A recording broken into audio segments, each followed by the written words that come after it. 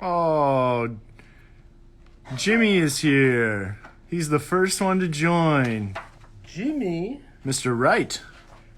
Ooh! Oh, we're gonna get you in. Jimmy, thank you. Oh my God. We need you. How about Laurent, Sarah, CG, that? Ooh! Erica. See? Hello, Erica. I'm safe. Oh, is it Erica? She made the mask. Yes, she did. Merci, Erica. Charisse, Javier, Javier. Mr. Jim Hance. Ooh. He should turn down his volume. I can hear myself. So Spencer, Christine. If I skip over your name, I apologize. I don't see them all. Oh, Laurent says he has a ceviche for you. Ceviche, that's what the name I was looking for. Perfect. Oh, and Mr. Michael Mentler is here. We're going to be asking him to join us soon. And Mateo is here. Oh, Mateo, my best fan. Oh, and Valerie, I hear that I missed out on getting to see you. Everybody else visited. Catherine. Oh, Kim K, how are you? Woo. I have some stuff for you. Emily. Emily Jolie. Oh, Okay. and here is our dear friend Cindy. Cindy. Who helps us in every way. Woo. She saves us. Okay. Oh, your mask is getting some attention from Red Scorpio. Ah, voilà. Maybe I should get another mask that says bonjour. Emily said hello, Pierre and Andrew. Emily Dietrich. Bonjour, Emily. Inek, hello. You know, Emily, we have a saying in France, that Emily rhymes with Jolie, so you always say Emily Jolie. Oh, I miss you too, Valerie. Hello, Michael. Aha. Bon, what do you say? Michael, do you see that Pierre is reading a special book? He opened it and he said if his name wasn't written in the first page, then he was not going to have it at the table. Luckily, his name was written. Look how he wrote it.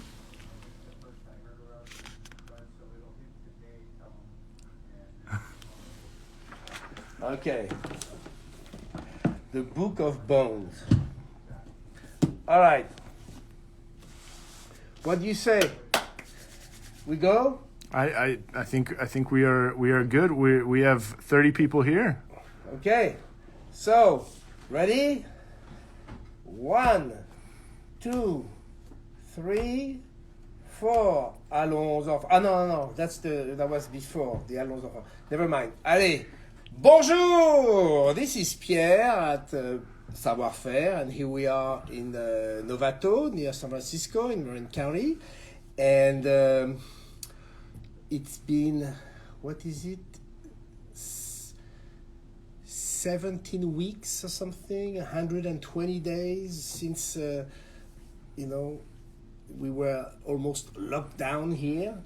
So it's been a crazy last 4 months. You remember, for the people who haven't been here before, Maureen and I had to close on the 16th of March, and everybody left, and we were all, don't know, it was the end of the world. We didn't know what to do. And then a few days later, we came back, and then we declared that art was essential. So we started shipping to essential people, because art is good for you, art is good for the world. I've been telling you, every week we are donating a lot of art supplies to help the people in needs, to deal through the pandemic. Yes? Our friends from Youth and Arts, in fact, are here. Oh, bonjour! And there was the first one, Youth and Art, on the end of March. We went in Savoir-Faire, and I came and gave them a bunch of pencils and paper, and they gave it to the underserviced kids of Marin County, and they showed me photos. It was so beautiful. We have to do it again. Let's do that again. So it's very, very strong. And in my neighborhood, the people. So I know it's very, very hard for everybody. Even when you're healthy, you don't get sick. You know, the economic complexity, the travel, and all that.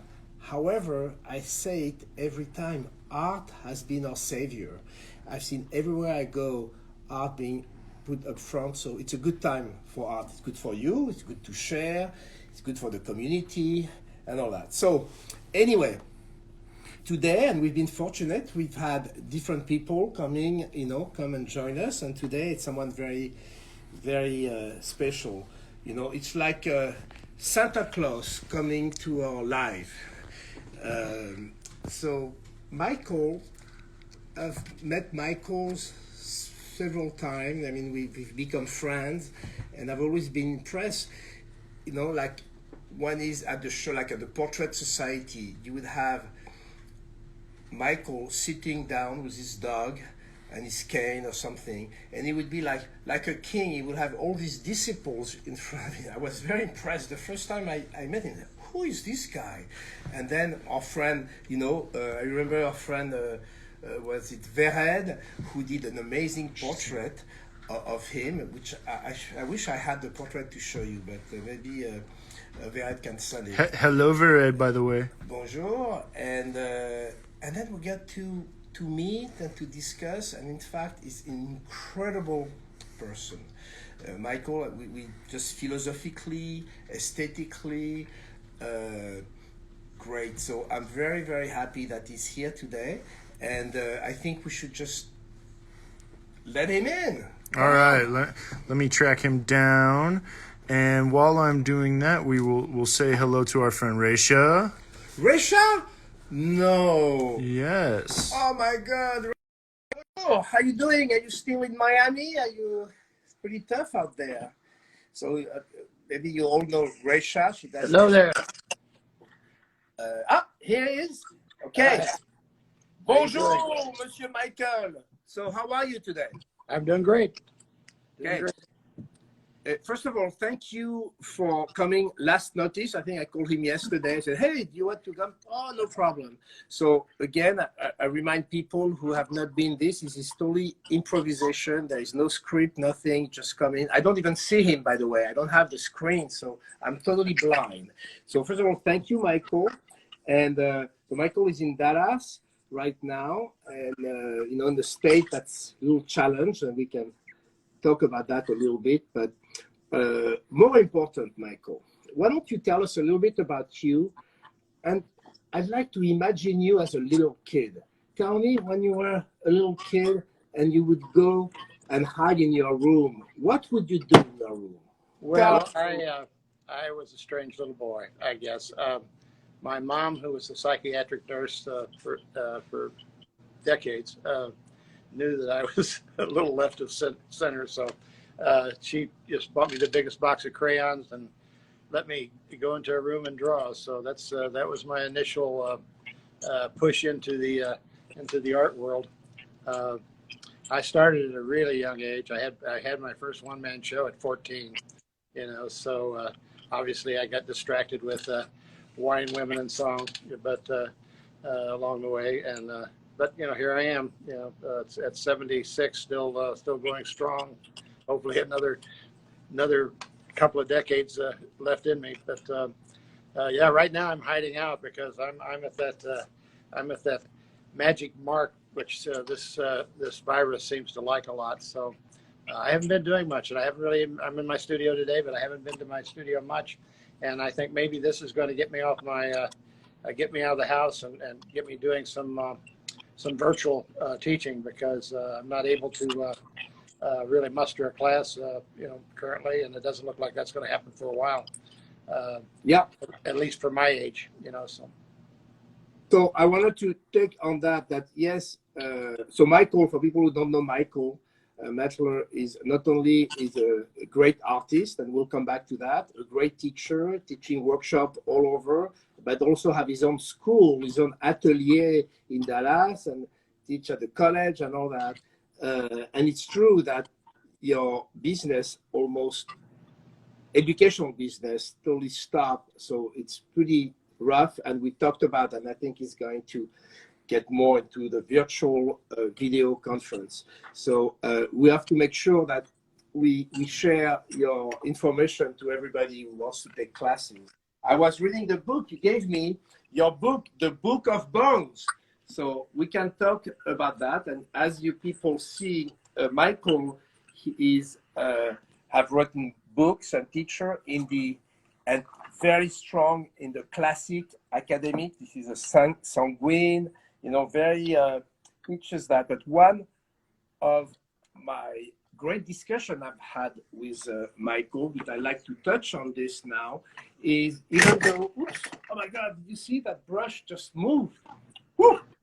Tell us a little bit about you, who are such an amazing craftsman, draftsman. You have the academy, the skills, the talent, the knowledge, the experience of doing all those academic drawing and painting, and yet I've seen some of your work that you sell to high galleries and museums, and sometimes they are very abstract or expressionist. Can you tell us a little bit your philosophy of Big in Bones? Tell us your thoughts about that, please. Well, you know, I started out at a very, very young age, and I was very, very proficient in drawing and painting before I got to art school. And when I got to art school, I was fortunate enough that I got there at a time when they were still teaching fundamentals.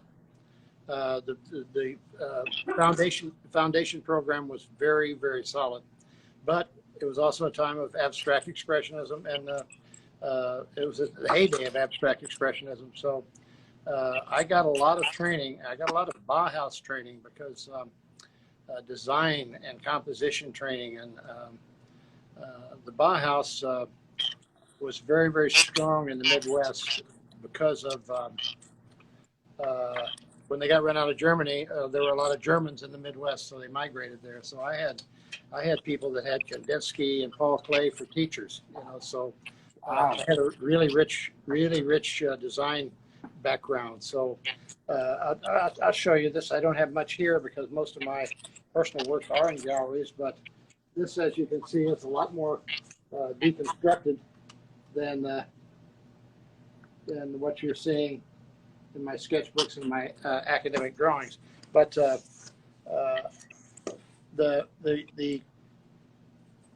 there's a chasm today between what we call realism or classical realism and more abstracted work. Georgia Kepish, who taught at went to the Bauhaus and taught at MIT.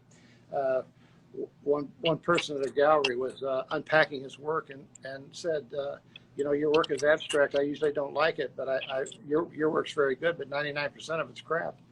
And he responded, well, you know, 99% of representational art is crap too.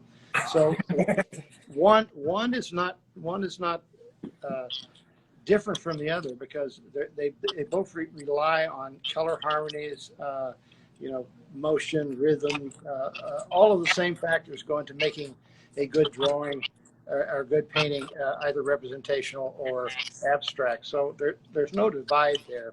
And the people that try to create that divide are really doing it in some cases merely to stoke their own, toot their own horn, so to speak. And I don't think it's necessary. I think both can exist. It's one big world of art, and art is about the individual learning to draw things and paint things that look like things. That's the lowest rung on the creative ladder. That's expected.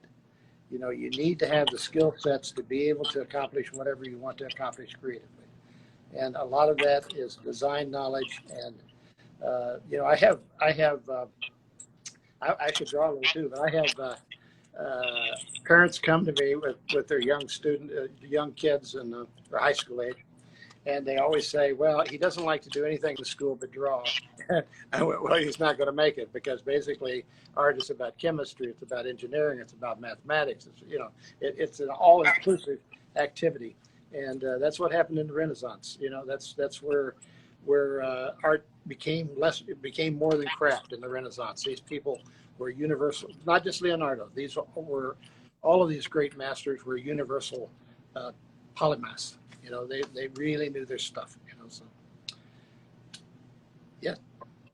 All right. So So thank you for that perspective. And but you're doing both. So how on your own work, how you divide when you do more classic drawing and when you explore more the abstract expressionism or things like that? How's your mindset? Or it's you work sometimes one way, sometimes the other way, or it's all intermixed? Well, every day for like the past 20 plus years, I've drawn in my sketchbooks, which are the pages, some of the pages in that book. There's probably 7,500 pages of sketches. And obviously on each page, usually there are multiple sketches. So I don't know how many drawings that is. That's a lot of drawings. But those are all basically representational drawings. So a lot of my artwork is based on deconstruction of these drawing techniques that, you know, if you go to Southwest Gallery, swg.com, you can see some more of my works. But yeah, it's my personal gallery works are totally different. I mean, you know, they're pretty abstract, and you know, where I am now in my career, I've always just kind of kept my gallery works kind of well, for a long time I didn't have galleries. I had collectors, so I didn't need galleries, but they've all gotten old and moved along, and that happens, you know. So I just had, you know, I just been in galleries for the last few years, and I've only given them a select few works that I thought was the best that I'm doing now. Well, I have literally thousands of drawings, pastels, and works on paper in my flat drawer files over here that have never seen the light of day. They have not been in galleries. They have not been, the public has not seen them. And I finally decided to put an online gallery up. It's michaelmentler.com. And we're trying to put like 5 drawings up a day. I think we got 50 some or more up there now. And these are drawings and pastels. And not be so judgmental about what you know, obviously I liked them at one time, you know, or they wouldn't be in my flat drawer files. So not be so judgmental about what I want to show the public, because I don't know everybody's taste. There might be collectors out there that like different genres of my work over the last 20 years. So we're putting up my last 20 years of works on paper daily. We're adding to it daily. So. All right. So that's fantastic. So do you guys get michaelmentler.com gallery? So that's fantastic. Can you tell us a little more? You mentioned deconstruction. Can you elaborate on that? What do you mean by that? Like you start from an actual more classic drawing, and then it's your inspiration to build. Can you talk a little bit about that? And then soon, we'd love, if you don't mind, maybe you can even show us a little something in a few minutes. So why don't you tell us about that deconstruction concept? Well, you know, I build my figures kind of a architectonic manner. I mean, they're all constructed, they're structural. And when I say deconstructed, I might, you know, I might deal with an aspective view, and an aspective view would be what the Egyptians did. They gave you the best viewpoint of each part of the body. So I might give you a side view of the rib cage. It might be a little bit like cubism in a way, you know. I might give you a side view of the body. I'm giving you the best view of each aspect of the body. I might give you a side view of the arm, you know, a front view of the chest, you know, whatever's going to work. But a lot of my works are based on, I don't have any here to show you because they're all in galleries, but a lot of my works are based on proportional diagrams that I've created, that and there's some in there, but proportional diagrams that I've created, and they're very schematic. They're very diagrammatic. So, you know, rather than them being representational in a tonal trancing, I mean, actually, you know, mimicking or mimesis of what I'm looking at. They're more of a design concept of the human form. Okay. All right. So why don't you? Can you? I don't see you, so I don't know your setup. Andrew or Michael, can you? Are you able to show us a little something? I think will. we I will. can you tell us? You know, we developed recently at Fabriano a paper with stone paper, and I know you've been helping us to select the colors and so forth. And I know there's a few. Can you show us a little bit? I will. First, I want to show you my assistant because you mentioned Lolly a while ago. So let me grab her here. She's a little reluctant today, but there's my studio assistant, Lala. There's my little girl. She's an Australian Shepherd, and she's the love of my life. After my wife, of course. All right, so I'm going to turn around here, and I have to reposition this a little bit, but. Michael, while you're doing that, I'm going to address one of your followers here. I believe it's pronounced Yildiray, out of Turkey, is wondering about getting your book, and I would suggest to them that the best way to do that is to send you a message on your website. Yes, yeah, and the website is tsofa.com. Or they can do it. Sofa.com. The store is actually at my gallery too. Okay. Okay. So let me get situated here and move this in some. All right. Can you see me? Let's see. That looks good. Oops. Okay, so I'm going to do all of the usual suspects here. The Creative Color pencils and Creative Color chalks. And I love these. Actually, let me say a little bit about Savoir-Faire, because one of the reasons that I like them so much is that they are one of the few companies out there that they're dealing with professional grade artist materials. So many of these other companies have now gone to a more big box store, hobbyist kind of a format, and that doesn't interest me too much. So here's how I basically start. I like these drawing sticks. I sand them down a little bit before I start because they have a little coating on them, but I like these very much. And Is that No, the block form. Oh, yeah. So I start with this oval. Then I add this aubergine shape, and then I just pull this down, and what I'm donating there is, or denoting there really is where that plane turns. Now, I always do a lot of focus on the nose, but so see where that plane turns right here. I'm going to do this a little darker than I normally would, but right here where that plane turns, that's where my cheekbone is. Now here is the bridge of my nose. And if I pick up this line, the angle of this line, if this person has a straight nose, I can find the base of that nose. So I always say, and people that have classes with me will tell you this is true, that the nose is a great thing to hang a face on. So You do the nose first. the nose is a great place to hang a face.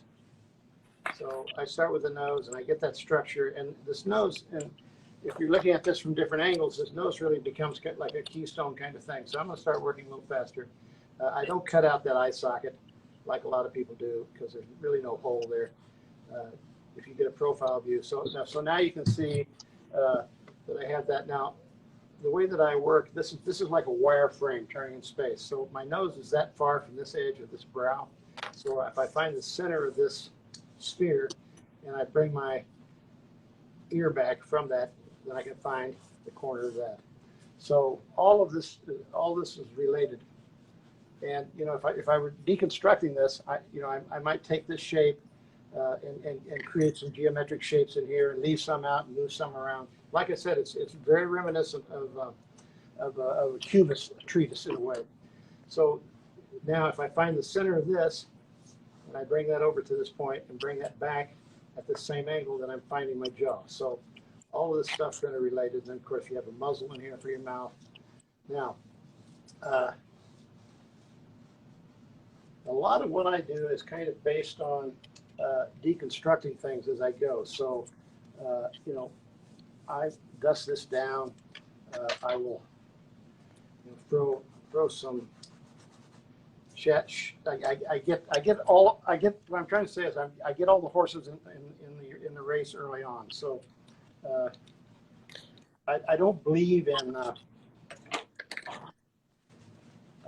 segmenting this out to where you're painting by numbers. If you're doing a contour, then you're filling it in. And I certainly don't believe in the window shade school of drawing where you're starting from the top. I always put my eye socket in. Michael, we have somebody asking if you work from a reference. I'm not now. So yeah, that's a good thing to talk about because let me just poke my head in there. That's a good thing to talk about because the way that I work, I've done this so much that I'm working a lot from memory and imagination. So if I'm working from a live model, I would start with that model and really get the pose and the general character of that person, but I would then do a lot of the work without the model, So I'm really concentrating on my drawing more than I am the model. So when I get closer to where I would call it a point of departure, where I want to leave the drawing, I don't believe the word finish actually.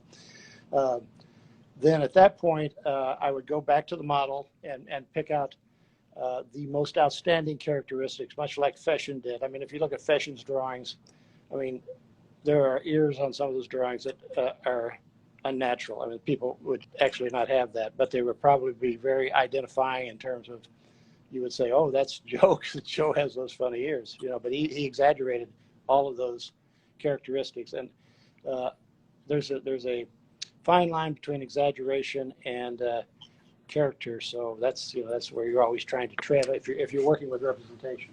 So anyway, as I said, I get this stuff going, and this is a nice little eraser that Creative Color does.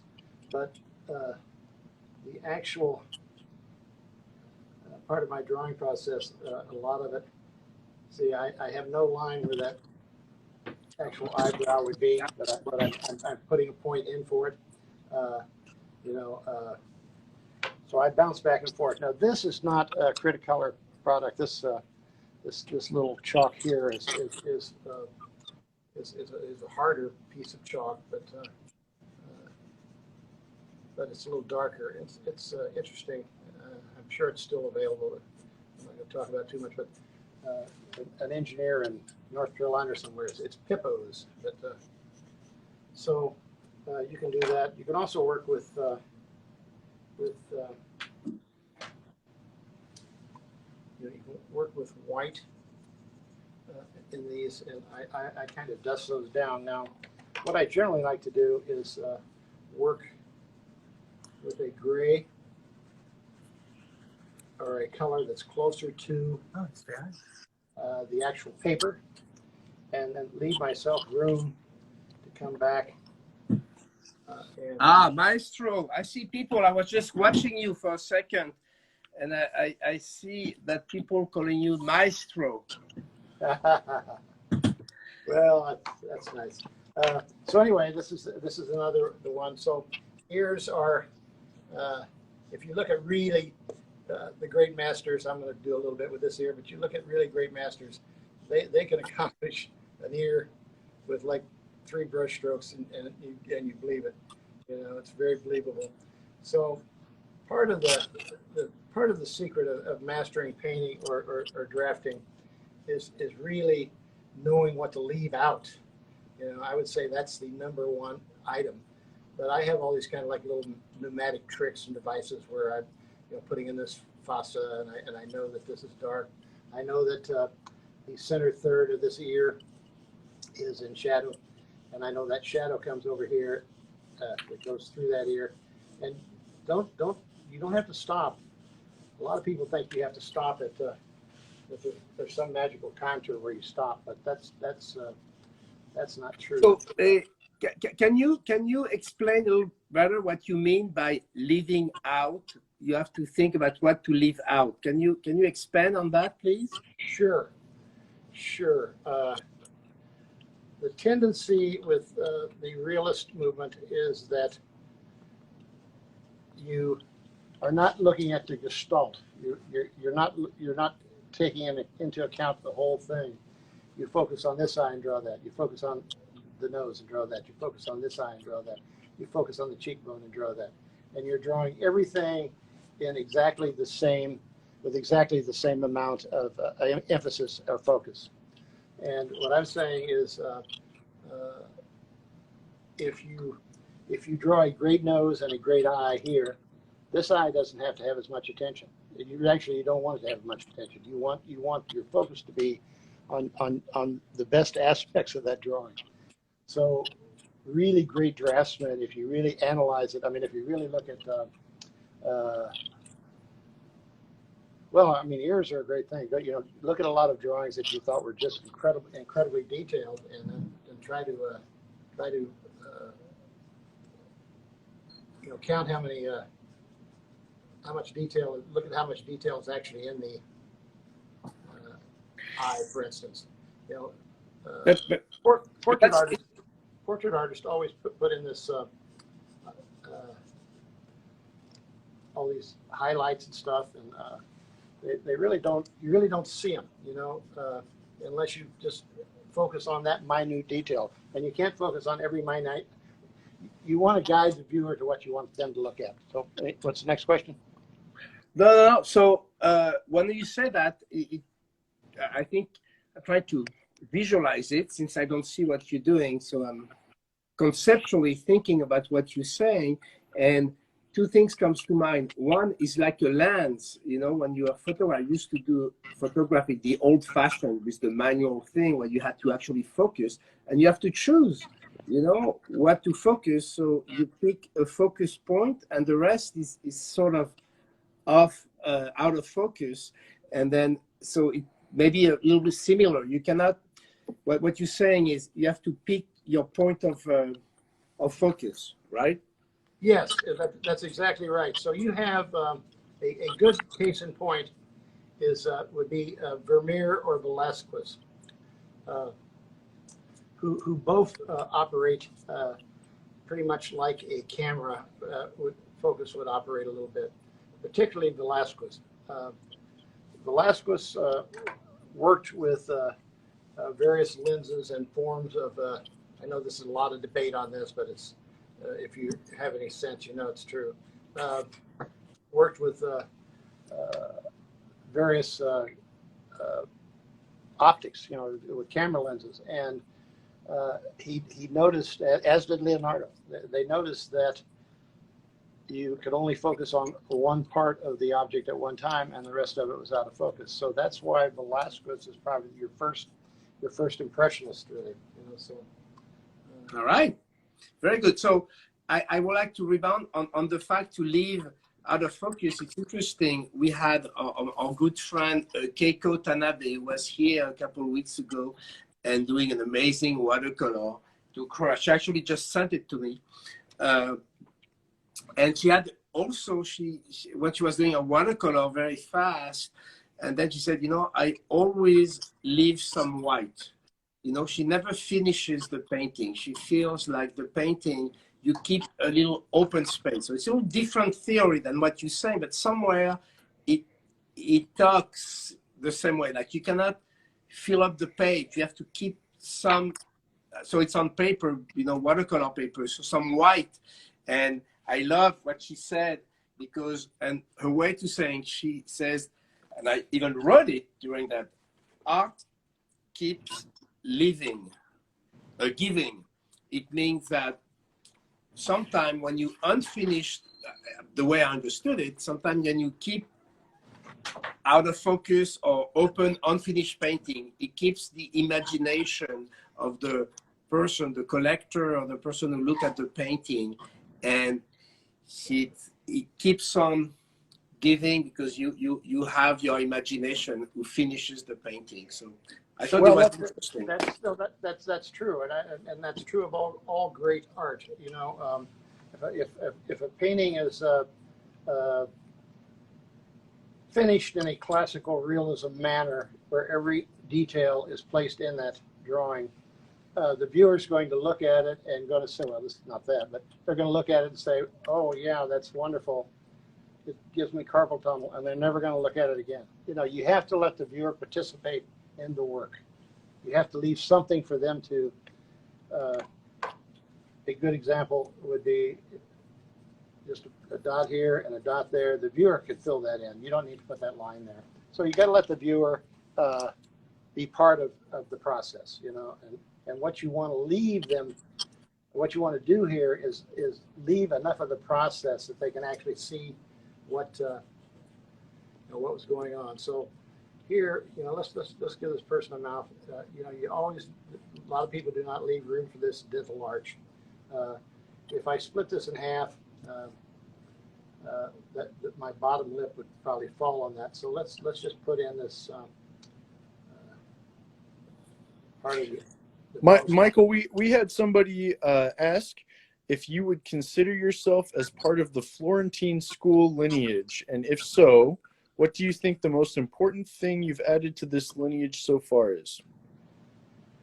Well, I would say I am more than the Venetian school, sure. What do I think? That's a tough question. I don't know. That's I don't really know how to answer that. I don't know that I've you know, it's I don't see myself really as attached, you know, directly. You know, I'm not trying to be the Boston school or the Florentine school, or I'm looking at all the usual suspects and treating it, you know, more like a dinner at a Chinese restaurant. You know, I don't ever draw the bottom lip, by the way. I just kind of put this kind of little clef here.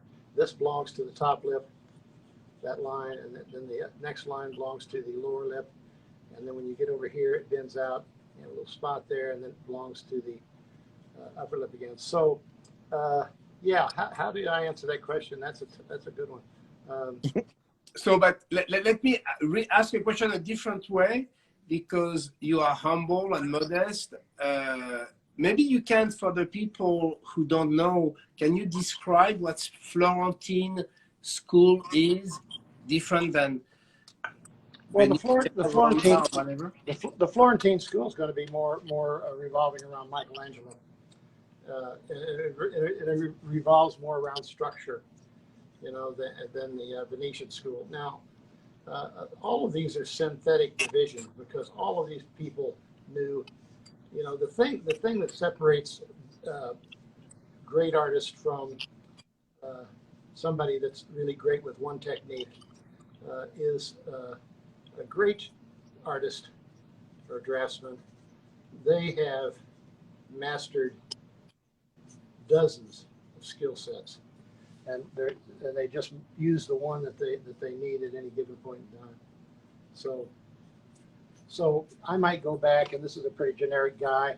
I might go back and say, okay, these are when you start looking for particulars. Does this person have a really protruding chin and a big muzzle coming out here?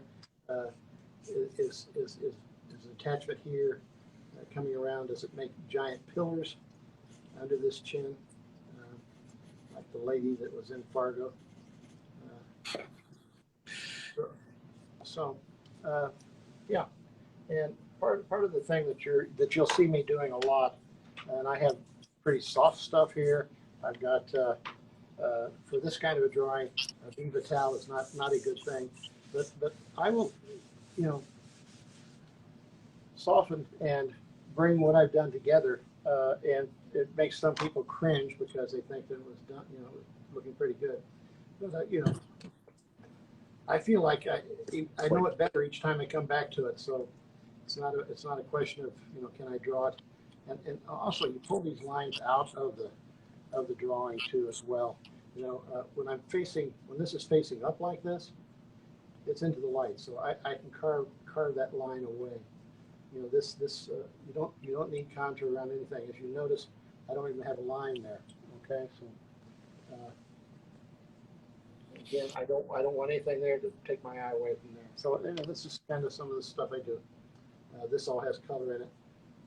So I think you're right. I think some people, even who are watching right now, are a little appalled that you just wipe away at the painting like that. yeah. Can you explain more the wiping thing? Well, and Pierre, we have to remind you, Pierre cannot see what you're doing, so I'm trying to mime it behind the camera.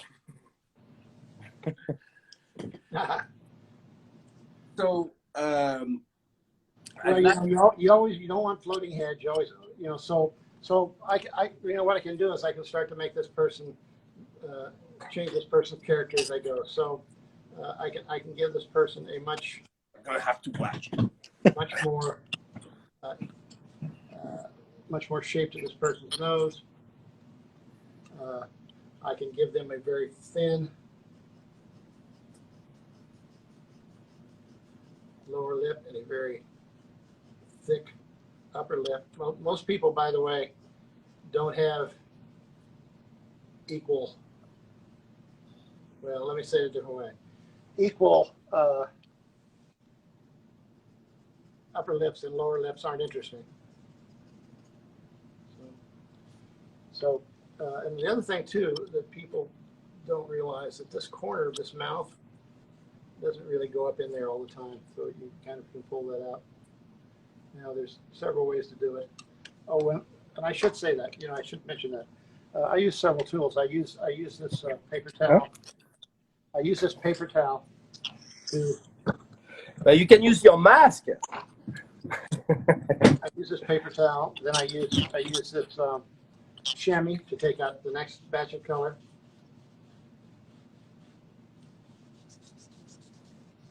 So Andrew, how much more time we have? We have to give him the monitor him a little bit. I'd say a little less than 10 minutes.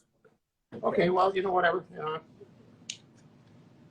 know, like I said, you can throw stuff in, and you know, if you look at a Proudhon drawing, you know, he is really just saying, you know, here I'm massing in some light areas, I'm massing in some dark areas, and he doesn't spend a lot of time worrying about it in his initial phase. Then he comes back in with whatever tool he may need, and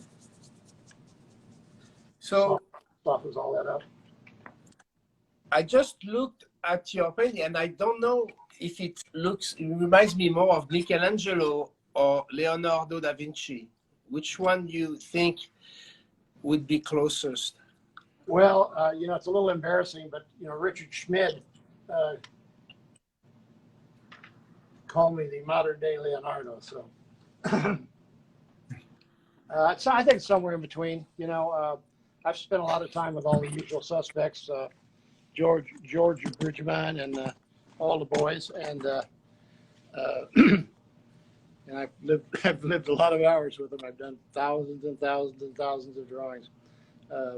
I've done every drawing in the Bridgman book. As a matter of fact, I'm going through it about the 6th time now. I've done every drawing in the book. So, and it's a huge book. There's, I don't know how many hundreds of drawings in there.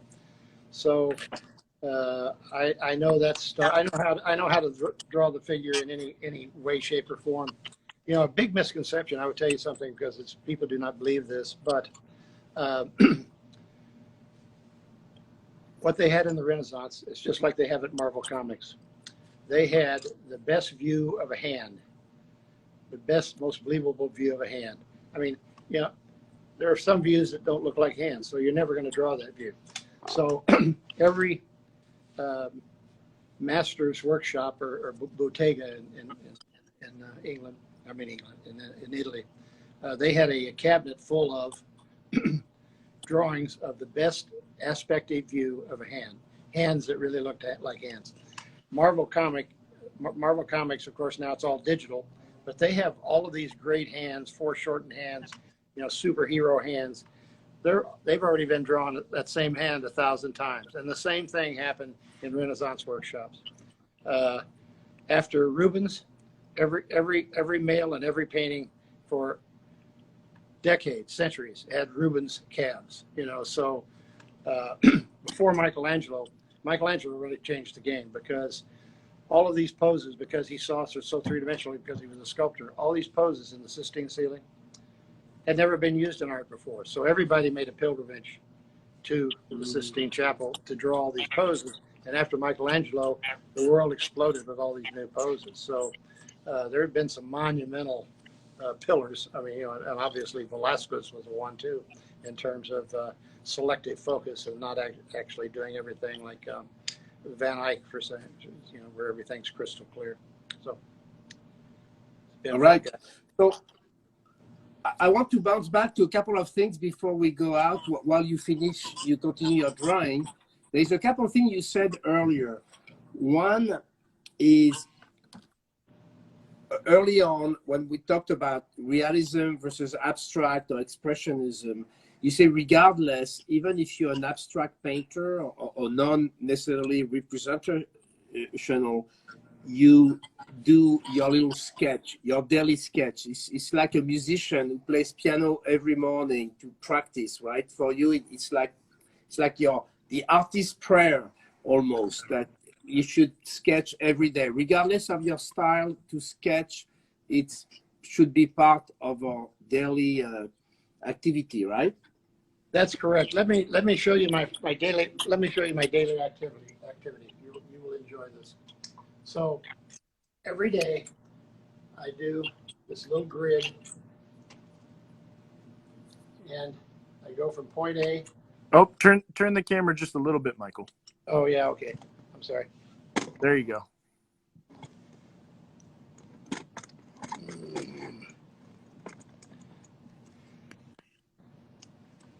I'll do it down here. So I'm doing this grid where I'm really doing this little, which I will call a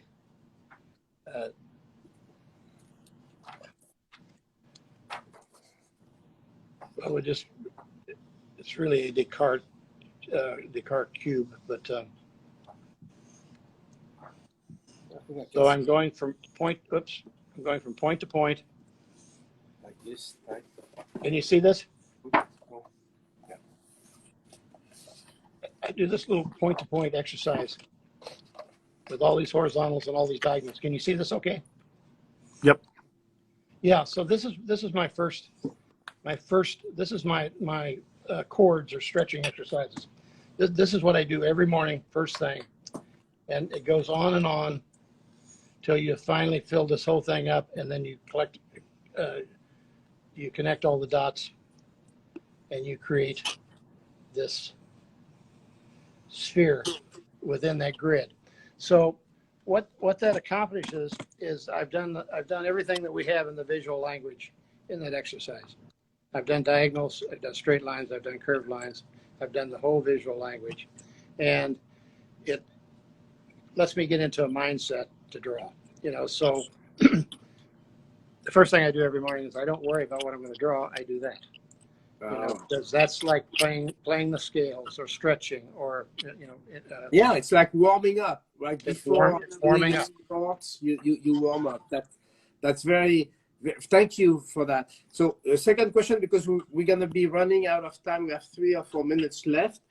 The other thing I want to come back to is you mentioned the Renaissance. In France we call that humanist. Humanist, it was like Da Vinci, who would do many different media, use very different medium, but he was also a philosopher. He was also an engineer, and there was this notion of doing everything. But anyway, you were applying that towards the different medium.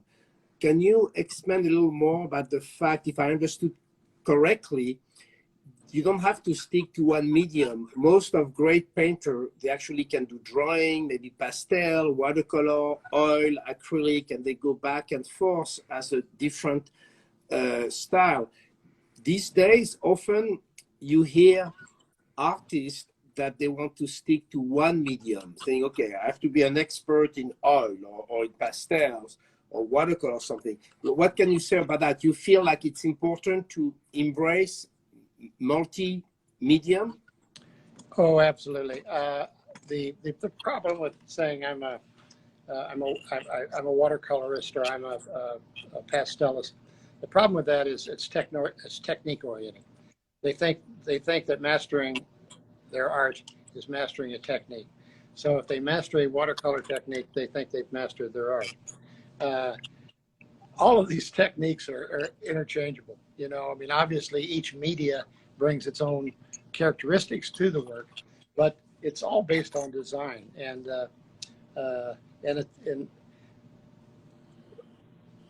if you're an individual, you're much more than one technique or one media. You know, that's all I can say. I don't do a lot of watercolor, but when I do watercolor, it's very free flowing and a lot of osmosis and wet into wet stuff. And I have done, you know, tons of pastels, a lot of oil. I worked in strictly in acrylic because my studio was in my house for years, and I worked totally in acrylic for a number of years until they came out with the water-based oils. Anyway, once again, I just want to mention that I think Savoir-Faire is a really great company because of their dedication to professional grade artist products. So many of these other companies now have lost their focus, lost their way. But they still have good products. They still have good products, but their focus is now on hobbyists. You know. So. Yeah, no, I understand what you say, and thank you for the compliment. And it's true that you know, I'm very passionate, and we are passionate about quality, the product, the history, the original product. That's why whether it's Sennelier, Fabriano, Cretacolor, they all have been the inventor. Cretacolor invented graphite lead. You know, Sennelier invented some pastels, oil pastel. Fabriano invented paper. But also the notion of quality. And sometimes it's a dilemma, you know, because it's very tempting to wanting to go in the mass market and, you know, for the profitability. But Maureen and I have decided to stick to a certain level of quality and ethics and history.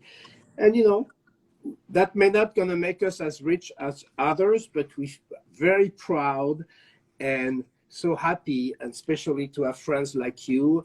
So I think we're going to be running out of time. So, you know, what we're going to do, I'm going to say goodbye in a couple of minutes, but you could continue to draw.